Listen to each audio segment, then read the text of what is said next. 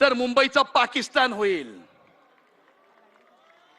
आणि या ठिकाणी उद्धवजीं पासून उद्धव मामू पर्यंत यांचा जो प्रवास झालेला आहे, छत्रपती संभाजीनगर मध्ये पाकिस्तान जिंदाबादच्या घोषणा देणाऱ्या रशीद मामूला तुम्ही तुमच्या पक्षामध्ये प्रवेश दिला। बॉम्बस्फोटाचा आरोपी इक्बाल मुसा उर्फ बाबा चौहानला तुमच्या उमेदवारांनी त्यांच्या बरोबर प्रचार केला। या ठिकाणी तुमच्या प्रचार फेरीमध्ये पाकिस्तानचे झेंडे फडकले होते आणि शार्जिल इस्लाम आणि उमर खालिदला बेल मिळाली नाही, म्हणून आदित्य ठाकरे त्यांच्याबद्दल सहानुभूती व्यक्त करत होते, चिंता व्यक्त करत होते। हा तुमचा प्रवास आहे।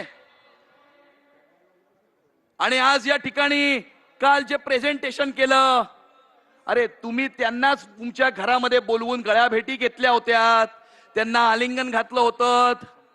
अरे तुमची पोरं त्यांच्या लग्नामध्ये नाचतात आणि तुम्ही आम्हाला मराठी शिकवता। तुमची मुलं शाळेमध्ये फ्रेंच आणि जर्मन शिकतात आणि तुम्ही या ठिकाणी मराठी माणसाच्या गप्पा करता। आणि हा तुमचा ढोंगीपणा आहे, हा तुमचा दुटप्पीपणा आहे।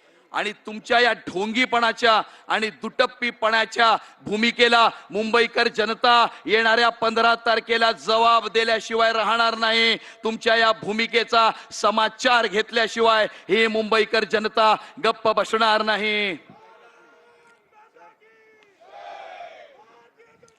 आणि त्यामुळे येणाऱ्या काळामध्ये मुंबई महानगरपालिकेला भ्रष्टाचार विरहित प्रशासन देण्यासाठी, मुंबई शहराचा विकास घडवण्यासाठी आणि ज्या वेळेला मुंबई शहराचा विकास होतोय त्यावेळेला मुंबई शहराची सुरक्षितता सुद्धा अबाधित ठेवण्याकरता मुंबईच्या महानगरपालिकेवर हिंदुत्वाचा भगवा झेंडा फडकवण्यासाठी आपण सर्वांनी आमच्या या सर्व उमेदवारांना आशीर्वाद द्यावेत, त्यांना साथ द्यावी, त्यांचे सहकार्य करावे, जेणेकरून मुंबईच्या महानगरपालिकेवर हिंदुत्वाचा भगवा झेंडा फडकेल, या मुंबईकरांचं स्वप्न साकार होईल।